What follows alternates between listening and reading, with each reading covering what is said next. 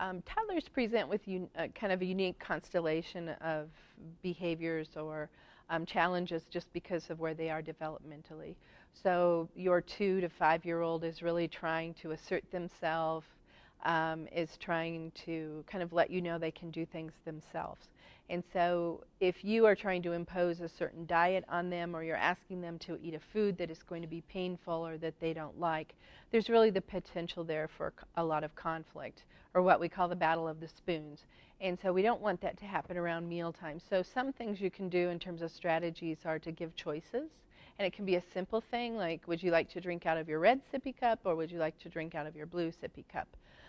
Would you like your food, in a separated plate or on a plate that's where the food can touch? So thinking of those real simple choices, but it helps the child to have a sense of kind of agency in the world, or what we call self-efficacy or confidence in their skills and abilities.